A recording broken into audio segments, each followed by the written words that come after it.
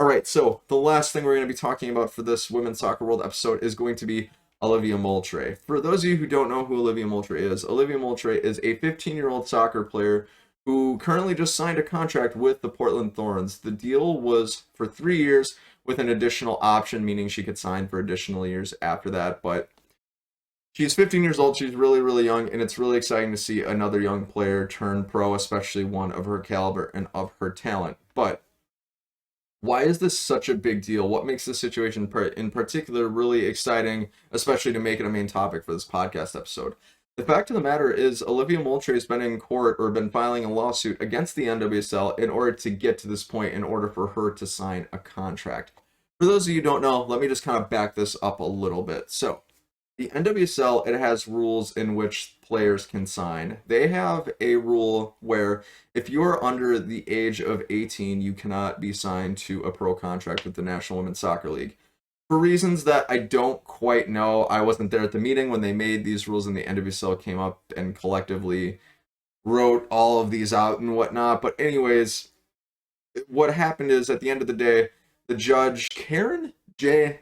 Immergut, she granted a temporary restraining order on the rule itself that doesn't allow minors, players under the age of 18, to sign pro contracts, and she granted that restraining order for 14 days.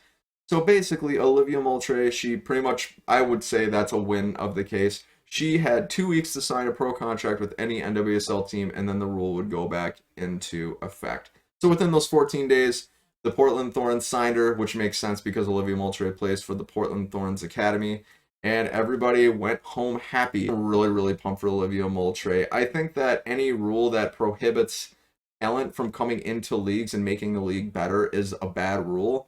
And I think for Olivia to break the barrier and get into the league and do something so courageous at such a young age, I think that's a huge win for her. And also the league itself. Like, the league will always benefit from talent, no matter how young or old it is. So good on Olivia Moultrie for that. Now, getting more into the weeds as to why the judge ruled in favor of Olivia Moultrie, I'll probably fumble over some of the details here, so feel free to join the conversation in the comments if you would like. But basically, the judge's reasoning was the fact that NWSL essentially had no reason to keep this rule in effect, because of the fact that all it was doing was it was just hindering Olivia Moultrie's career development, and thereby doing that, it's not really making the NWSL any worse off if they let Olivia Moultrie into the league, right? Like, there is nothing that would happen to the NWSL itself if they let Olivia Moultrie sign a contract. Basically, the NWSL, by just saying, oh, players can't join our league because they're too young, the judge is like, that's not a valid argument. What's the harm in letting younger players that are under the age of 18 come into your league? And they failed to provide a really good argument as to why that might be. One, it was hindering her career development. FIFA rules, because she signed a sponsorship deal with Nike, couldn't join any other foreign league outside of the US, I believe because of that sponsorship deal, and FIFA has really weird rules with that and younger players. That's a whole other conversation altogether. The point is, only had one professional league that she could join, and it was the NWSL.